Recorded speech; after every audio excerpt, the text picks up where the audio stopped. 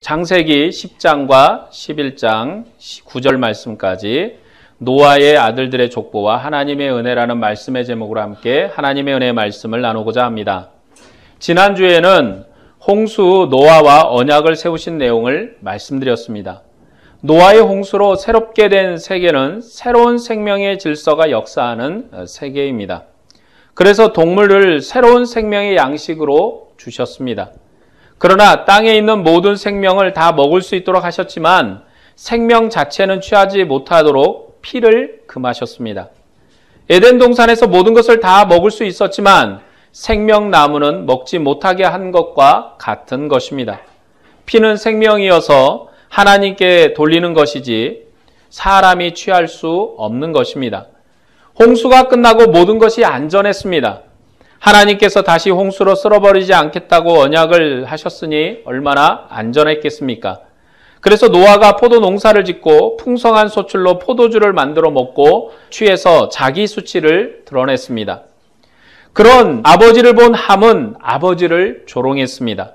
아버지의 부끄러움이 절대로 아들의 의가 될 수 없는데 그는 아버지를 조롱해서 형제에게 알렸습니다. 자기 자랑은 자기에게서 나는 것이지 다른 사람과 비교해서 나를 자랑하는 것이 아닙니다. 그래서 갈라디아에서도 다른 사람을 고쳐주고 나도 그런 일이 없도록 조심하라고 말씀합니다. 그런데 함은 아버지를 조롱하는 것을 자기 의로 여겼습니다. 함은 아버지를 조롱했습니다. 그의 아버지의 부족함을 그는 조롱한 것입니다. 그런데 다른 두 아들은 뒷걸음으로 들어가서 아버지의 허물을 덮었습니다. 이처럼 홍수에도 세계는 먹고 마심 때문에 방자했습니다. 그리고 다른 사람의 부족함으로 자기를 높이는 무질서와 범죄가 여전히 진행되었습니다. 그래서 그 땅은 여전히 저주가 있는 땅입니다. 에덴에서는 하나님의 권위에 도전했기 때문에 하나님이 아담을 저주했습니다. 그러나 옛 세계를 물로 씻어 정결케 했지만 노아는 자신의 실수 때문에 함을 저주했습니다. 노아는 의의 조상이었지만 함을 저주하고 말았습니다. 노아의 세 아들은 노아의 모든 약속을 함께 상속받는 상속자들이었습니다. 그러나 셈과 야벳만이 상속을 받았고 함은 저주를 받았습니다. 이 사건은 여전히 무질서와 범죄의 세계가 계속되고 있음을 보여주었습니다. 오늘은 노아 아들들의 족보에 관한 이야기입니다. 창세기 10장과 11장은 노아의 세 아들을 통해서 온 인류가 퍼졌다고 설명을 합니다. 창세기 10장은 노아의 아들 셈과 함과 야벳의 족보는 이러하니라고 시작해서 그 결론인 32절에서 이들은 그 백성의 족보에 따르면 노아 자손의 족속이요 홍수 후에 이들에게서 그 땅의 백성들이 나뉘었더라고 말씀합니다. 노아의 아들들은 자녀를 낳았고 그들이 온 땅에 흩어졌습니다. 그리고 그들이 흩어진 이유를 11장 바벨탑 심판에서 설명해 주고 있습니다. 창세기 족보 기록 방식은 총괄적인 후손 이야기를 하고 나서 선택받은 언약 상속자를 통해서 구원 역사가 어떻게 구체적으로 진행되었는지를 설명합니다. 그래서 11장을 읽어야지만이 10장의 의미를 알 수 있습니다.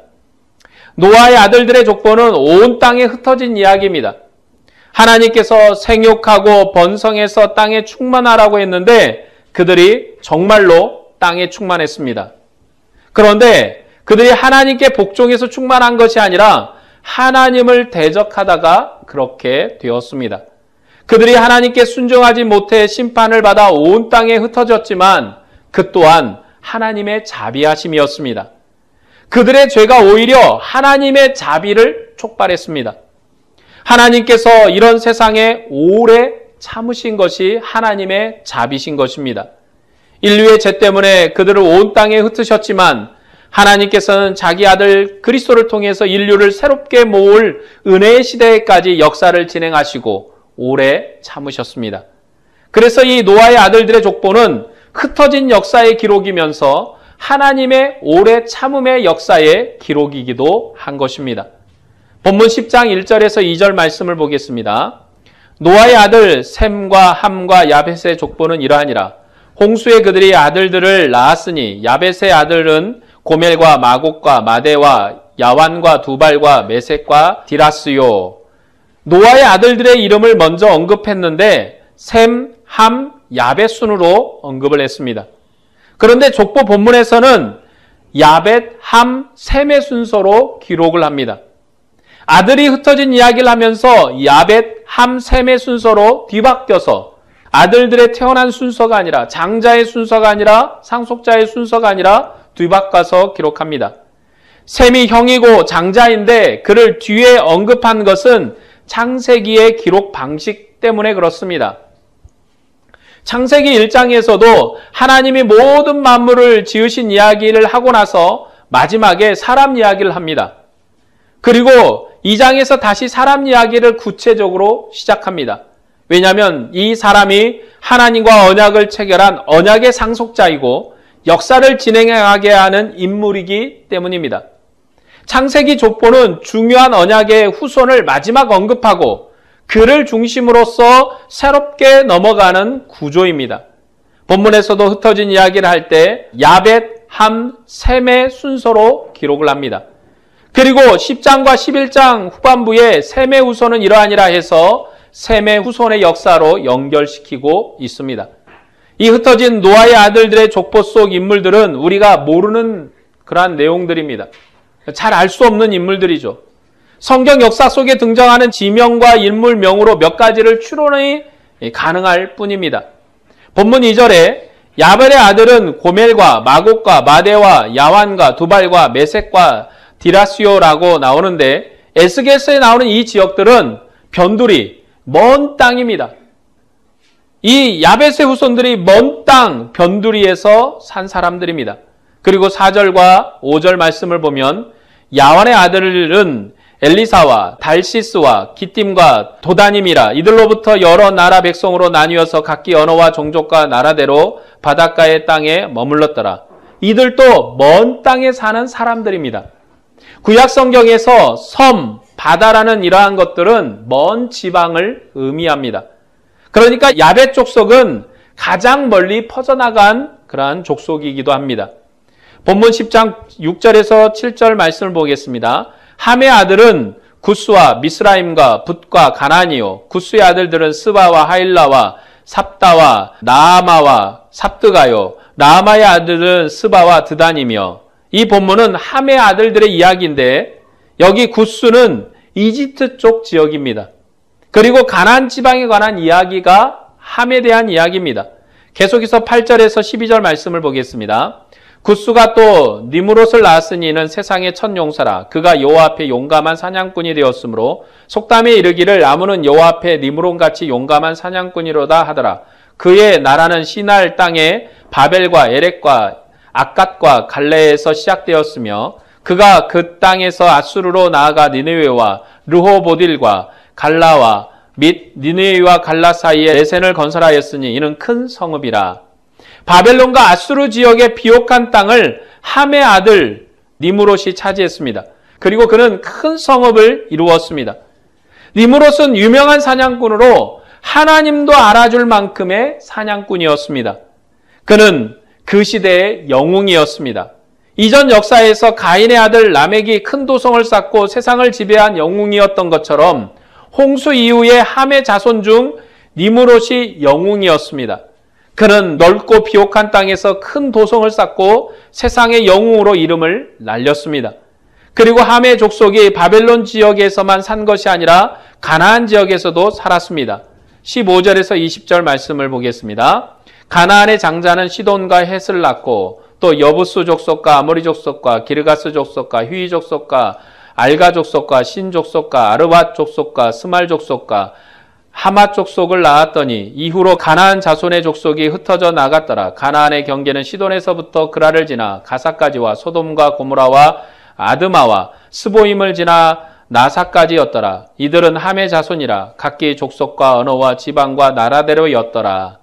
함의 후손에서 두 인물에 집중을 하고 있습니다. 바벨론 지역의 니므롯과 가나안 땅의 가나안입니다. 특별히 가나안 족속은 그 인물을 일일이 언급하고 있습니다. 왜냐하면 창세기가 이스라엘을 중심으로 기록되었기 때문입니다. 이스라엘이 왜 가나안 땅을 정복해야 되는지를 그것을 설명하기 위해서 가나안을 자세히 언급한 것입니다. 이 가나안의 족속은 누굽니까? 바로 저주받은 함의 자손입니다. 함은 가나안의 아비였습니다. 함 족속은 가나안 땅을 중심으로 강력한 세력을 구축했습니다. 가나안 땅을 중심으로 이집트, 바벨론, 아수르 지역까지 함이 차지했습니다. 그리고 그 중심을 가나안 족속이 차지하고 있었습니다. 바로 이 중심을 이스라엘 백성에게 정복하라고 하나님이 명령하셨습니다. 함은 저주받은 민족입니다. 그런데 이 이야기는 이스라엘 백성에게 한 것이지 오늘 교회에게 한 이야기가 아닙니다. 그래서 우리는 오늘 이 시대에 어떤 민족이 존귀하고 어떤 민족은 열등하다고 판단해서는 안 됩니다. 하나님께서는 이스라엘 백성에게 가나안 땅을 정복하라고 명령하면서 그들이 저주받은 함의 자손이라고 말씀하신 것이지 오늘까지도 그리스도 안에서 어떤 민족과 나라를 구분하기 위해서 이 말씀이 우리에게 적용되어지지 않습니다. 노아의 저주를 받은 민족이 지금 거기에 살고 있습니다. 그 지역을 셈의 자손인 이스라엘이 차지하라고 명령하십니다. 왜냐하면 셈이 언약의 상속자이기 때문입니다. 하나님께서 셈의 후손 중 아브라함을 부르셨고 그 땅을 기업으로 약속해서 유업으로 주셨습니다. 하나님께서 모세를 통해서 나라를 이루실 때 아브라함에게 주신 약속을 따라 가나안 땅을 하나님의 성지로 회복하라고 명령하셨습니다. 그리고 여호와의 군대인 이스라엘을 가나안으로 진격시켰습니다. 본문 21절을 보면 셈은 에벨 온 자손의 조상이요 야벳의 형이라 그에게서도 자녀가 출생하였으니라고 말씀합니다. 셈의 장막에 야벳이 거하리라고 했는데 셈이 언약의 상속자이고 야벳의 형이라고 기록해서 셈과 야벳이 언약의 대상임을 말씀하고 있습니다. 여기에 보면 셈은 에벨 온 자손의 조상이라고 언급합니다. 함이 가나안의 아비였다면 셈은 에벨의 조상입니다. 셈 족속에서는 에벨이 강조되고 있습니다. 25절을 보면 에벨은 두 아들을 낳고 하나의 이름을 벨렉이라 하였으니 그때 세상이 나뉘었으며 벨렉의 아우의 이름은 욕단이며 라고 해서 에벨 때에 셈의 자손도 나뉘었다고 기록을 하고 있습니다. 에벨은 두 아들을 낳았는데 벨렉과 욕단입니다. 그리고 그때 세상이 나뉘었습니다. 11장에 언급한 바벨탑 사건으로 온 세상이 나뉜 때가 바로 이때입니다. 30절에 보면 그들이 거주하는 곳은 메사에서부터 스발로 가는 길의 동쪽 산이었다라고 그들이 가나안 언약 땅 북쪽 산악 지역에서 살았다고 기록을 하고 있습니다. 야벳은 먼 땅에 흩어졌고 함은 언약 땅의 중심지인 이집트, 바벨론 지역을 차지해서 강력한 세력과 문화를 이루었습니다. 그리고 셈의 아들들은 소수민족으로 흩어져서 산악 지역에서 살았습니다. 이 흩어진 사람들이 족속과 나라를 이루고 각기 다른 언어를 사용했습니다. 창세기 11장에서는 노아 후손들이 흩어진 바벨탑 사건이 나옵니다. 이 사건의 중심 인물은 니므롯입니다. 그들이 동방으로 옮겨가면서 넓은 시날 평지를 만나 그 비옥한 평지에 도시를 건설했습니다. 그리고 그곳에 그들은 높은 탑을 쌓았습니다. 그 탑은 도시의 중심이며 제단 역할도 했을 것으로 보입니다. 그들은 성읍과 탑을 건설하여 그 탑 꼭대기를 하늘에 닿게 하여 우리 이름을 내고 온 지면에서 흩어짐을 면하자고 그렇게 했습니다. 자신들의 문화를 만들고 심판을 면해보려고 했습니다. 그런데 지금도 세상은 같은 주장을 합니다. 흩어지지 않고 뭉쳐 살려고 국가를 만들고 민족을 형성합니다. 그리고 앞으로는 통일된 세계 정부를 구성하려고 할 것입니다. 자신의 힘을 자랑하고 하나님의 심판을 면하기 위해서 뭉치려고 합니다. 바로 니므롯 같은 사람이 그런 인물이었습니다. 니므롯은 사냥꾼으로 하나님께도 알만한 유명한 사람이었습니다. 그 사람을 중심으로 큰 도시와 문화가 발생을 했습니다. 최신 공법인 벽돌과 역청으로 큰 탑을 쌓았습니다. 최신 공법으로 신속하게 도시를 건설했습니다. 그들의 문화는 대단한 것이었습니다. 높은 탑을 쌓고 자신들의 힘을 드러내면서 흩어짐을 면하고 멸망하지 않을 것이라고 주장을 했습니다. 니므롯을 중심으로 온 인류가 하나 되는 새로운 영웅주의가 등장한 것입니다. 그때 하나님께서 보니 이 탑이 곧 하늘에 닿을 것 같아서 내려와 보셨습니다. 하나님은 모든 것을 다 아시지만 그는 언약의 하나님이셔서 그 백성이 땅에서 무슨 일을 하는지 살펴보러 오신 것입니다. 그때 사람들은 자기 힘을 과시해서 멸망을 면하려고 했습니다. 자기 힘을 의지해서 다시 반역한 것입니다. 인류는 하나님의 왕권을 부인하고 다시금 반역했습니다. 그래서 그들의 힘을 흩어버리기 위해서 언어를 혼잡하게 하신 것입니다. 하나님께서 옛날 같았으면 물로 쓸어버렸을 것입니다. 그러나 하나님께서는 다시는 물로 심판하지 않겠다고 약속하셨고 그 언약의 증표로 무지개를 주셨습니다. 그래서 언약한 백성에게 은혜를 베푸십니다. 하나님께서 그들에게 은혜를 베푸신다고 하나님의 역사가 퇴보하는 것이 아니라 완성을 향해서 진행되는 것입니다. 하나님께서 악한 자를 눈감으신다고 해서 그 악한 자에게 향한 하나님의 선하고 의로우신 역사가 멈추는 것이 아니라 하나님의 구원 역사는 여전히 오늘도 전진하고 있음을 우리는 깨달아야 될 것입니다. 하나님께서는 인간의 완악한 마음을 아시고 오래 참기로 이미 작정을 하셨습니다. 하나님은 풍성한 은혜를 베푸셔서 반역한 인류를 심판하지 않고 그들을 멸망시키지 않고 온 땅에 흩으셨습니다. 하나님께서 그들을 온 땅에 흩으신 것은 그들의 죄에 대한 형벌이기도 하지만 그들의 구원입니다. 그들을 구원하기 위해서 흩으신 것입니다. 하나님께서 땅끝까지 사람을 흩으시고 그들에게 고루 햇빛과 비를 주셨으며 생명을 보존하게 하셨습니다. 그들을 멸하는 것이 아니라 천하 만물에 드러난 하나님의 영광을 보고 하나님 앞에 돌아올 수 있도록 흩으신 것입니다. 하나님께서 자기 백성을 맷때리시고 흩으신 것은 다시 모을 때를 바라보고 하신 것입니다. 그래서 하나님의 역사가 퇴보하지 않은 것입니다. 하나님은 다시금 그들을 모을 때를 기대한 것입니다. 하나님께서 셈의 계통을 통해서 언약을 진행시키셨습니다. 그리고 셈의 계통 중 아브라함을 부르셔서 가나안 땅에 심으시고 복된 나라를 이룰 수 있도록 약속하셨습니다. 그런데 아브라함의 후손들은 하나님 앞에 순종하지 않았습니다. 그들은 이방 나라에 연합해서 자기 힘을 의지하고 자기의 나라를 건설하려고 했으며 이방신을 끌어들여서 하나님 앞에 반역했습니다. 하나님은 그들이 원했던 이방 나라에 그들을 파셔서 종노릇하게 했습니다. 그러나 그들을 흩으신 것은 단순한 벌이 아니라 그 흩으심이 이방이 구원이 되도록 은혜를 베푸심이기도 했습니다. 하나님께서는 영웅주의 왕들을 심판하셨지만 끝날에 오신 하나님의 아들 그리스도는 영웅이 아니었습니다.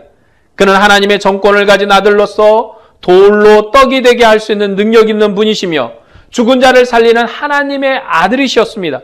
하지만 그는 범죄한 자기 백성의 왕으로 취임하셨기 때문에 자기를 위해서 권세를 사용하지 않았습니다.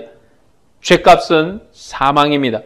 그래서 범죄한 나라의 심판인 죽음은 하나님의 의로움입니다. 아들은 자기 죄 때문에 죽은 것이 아니라 범죄한 자기 백성의 왕으로 출생하시고 등극하셨기 때문에 십자가 형벌을 받으셨습니다. 하나님만 홀로 왕이시기 때문에 그를 인정하고 아들이 죽었습니다. 하나님께서는 죽음에 이르도록 순종하다 아들을 죽은 자 가운데서 살리셨습니다. 하나님께서 세상을 통치하신다면 죽음은 벌을 받아야 합니다. 하나님이 이 세상을 통치하지 않는다면 여전히 죽음이 역사할 것입니다. 그러나 하나님이 이 세상을 통치하고 계신다면 죽음이 벌을 받고 죽음이 끝나야 될 것입니다. 그래서 하나님께서 아들을 죽은 자 가운데서 죽음을 벌하시고 살리신 것입니다. 하나님께서는 아들을 살리셔서 자기의 의로움을 나타내셨습니다. 이제 누구도 하나님의 영광을 조롱하지 못하도록 하셨습니다. 온 세상 사람들이 하나님의 아들을 저주해서 죽였지만 하나님께서는 그를 살리셔서 자신의 영광을 입증하셨습니다. 과거 바벨탑 사건 때 천하 만민을 온 땅에 흩어서 하나님의 복주심으로 살게 하셨는데 그것은 하나님의 오래 참으심이었습니다. 이 하나님의 오래 참으심이 그리스도 예수 안에서 완성되었습니다. 예수님은 노아 홍수 때처럼 물에서 구원하신 것이 아니라 죽음에서 온 세상을 구원하셨습니다.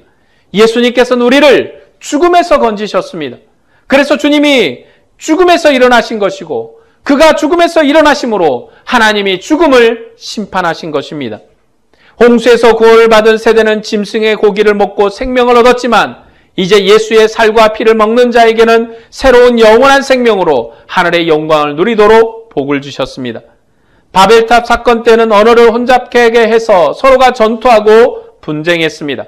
그러나 예수님께서 죽은 자 가운데서 부활하시고 그의 성령을 부으셨을 때 흩어진 유대인들이 각기 자기 나라 말로 하나님의 영광을 들었습니다. 이 오순절 사건 때 바벨탑의 심판이 그리스도 안에서 회복된 것입니다. 그들이 성령을 따라 방언으로 말할 때 많은 이들이 자기의 나라 말로 각국의 언어로 하나님의 크고 영광스러운 언어를 들었던 것입니다. 이는 하나님께서 자기 백성을 자기 앞으로 부르시는 은혜이며 하나님의 의로우심입니다. 하나님께서 셈의 후손인 그리스도를 통해서 다시금 인류를 불러 모으셨습니다. 이제 그리스도 안에서 하나 된 교회는 자기를 과시하고 사람 위에 군림함으로 하나님을 대항해서는 안 됩니다. 왜냐하면 니무롯 같은 자기 영광을 자랑하는 영웅 문화의 왕이 아니라 자기 영광을 포기하고 낮아져서 자기 몸을 주신 그리스도가 교회의 머리가 되셨기 때문입니다. 이 주님이 성령을 부으셨습니다. 교회는 그 증거를 통해서 천하 만민이 자기 나라 말로 하나님의 영광의 소식을 듣도록 해야 합니다. 그래서 성도가 자기 힘을 과시해서는 안 됩니다. 우리는 온 마음과 온 뜻으로 하나가 되어서 그리스도의 영광을 세계 만방에 전해야 되기 때문에 서로 연합하고 사랑하고 하나가 되어야 되는 것입니다.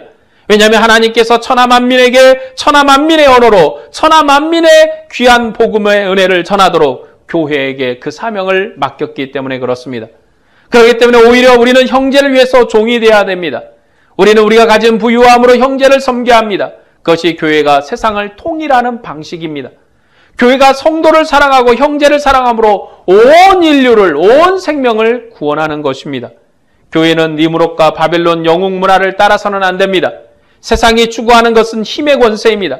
세상은 니무롯의 정신, 람에게 정신으로 자신을 건드리면 복수할 것입니다. 그러나 교회는 사랑의 법이 지배하는 하나님의 나라입니다. 하나님께서 우리에게 주신 법은 사랑의 법 외에는 없습니다. 주님께서 제자들을 발을 씻긴 것처럼 우리도 형제의 발을 씻겨야 합니다. 하나님 백성된 우리는 하나님의 영광을 위해서 살아야 합니다. 나를 통해 만민이 하나님의 복을 누리게 해야 합니다. 우리의 머리신 주님께서 하나님의 영광을 위해서 모든 비방을 자기 몸에 받으시고 십자가에 죽으셨음을 우리는 기억해야 합니다. 그리고 그것이 우리의 구원이 되도록 하셨음을 우리는 알아야 합니다. 하나님의 자비는 우리의 의로움 때문이 아닙니다. 우리가 다른 사람보다 더 많이 기도해서도 아닙니다. 더 많이 봉사한 것도 아닌데 우리 마음을 열어서 이 진리를 보게 하셨습니다. 우리의 마음을 열어서 그리스도를 믿게 하였습니다. 우리의 마음을 열어 주님을 따르는 소망을 얻게 하였습니다. 이런 은혜는 우리가 설명할 수 없는 은혜입니다. 그래서 우리는 다른 사람을 정죄할 수 없습니다. 하나님의 자비하심이 이 일을 이루셨기 때문에 우리는 그 앞에 겸손할 뿐입니다. 노아의 홍수는 하나님이 온 세상을 멸하시려고 하신 것이 아니라 세상을 구원하기 위해서 하신 것입니다. 사람을 죄로부터 구원하기 위해서 홍수로 심판하셨습니다. 그리고 세상을 향해 오래 참으셨습니다. 그 오래 참으심으로 세상 끝날에 아들을 보내셨습니다. 옛 세계를 보존하신 하나님께서 노아 홍수보다 더한 아들의 세례로 부활의 생명으로 우리를 구원하셨습니다. 그러나 이제 하나님은 끝날에 불로 세상을 심판하실 것입니다. 하나님의 오래 참으심으로 자기 백성을 구원하시고 영광을 받으셨지만 죄를 범한 자를 용서하신 것은 아닙니다. 그래서 끝날 심판은 더욱더 무서울 것입니다. 하나님의 복이 큰 만큼 저주도 커서 하나님의 아들의 진노를 지옥에서도 피하지 못할 것입니다. 하나님의 은혜가 크고 빛이 밝은 만큼 하나님의 진노가 크다는 사실을 알아야 합니다. 우리처럼 하나님으로부터 이처럼 큰 복을 받은 백성이 없습니다. 우리처럼 하나님의 상에서 먹고 마시는 복을 받은 백성이 없습니다. 구약의 아브라함도 모세도 이런 복을 받지 못했습니다. 우리에게 이런 크고 놀라운 은혜를 주신 것은 마지막 시대의 구원 역사에 봉사하게 하려는 것입니다. 이 세상이 어둡다고 낙심하지 말아야 합니다. 세상이 어두울수록 하나님의 진리의 빛도 더 밝게 빛날 것입니다. 우리가 하나님의 역사에 참여하지 못한다면 그것은 슬픈 일입니다. 우리는 하나님의 나라 역사의 주인공으로 참여해야 됩니다. 하나님의 구원의 역사는 결코 실패하지 않을 것입니다. 왜냐하면 주님이 언약하셨기 때문입니다. 주님이 약속하셨기 때문입니다. 주님께서 이 땅에 다시 오실 때까지 니무롯 정신, 남에게 정신이 아니라 죽기까지 나라를 사랑하신 부활의 은혜로 사시기를 바랍니다. 사랑의 법으로 사시기를 바랍니다. 주님의 영광에 참여하는 믿음으로 사시기를 바랍니다. 주님의 교회를 위해서 신실하게 봉사하는 언약의 삶을 사시기를 바랍니다. 주님은 오늘도 우리와 동행하고 계십니다. 세상 끝날까지 함께 하시는 주님을 바라보며 낙심하지 말고 믿음으로 승리하시기를 주님의 이름으로 축복합니다. 기도하겠습니다.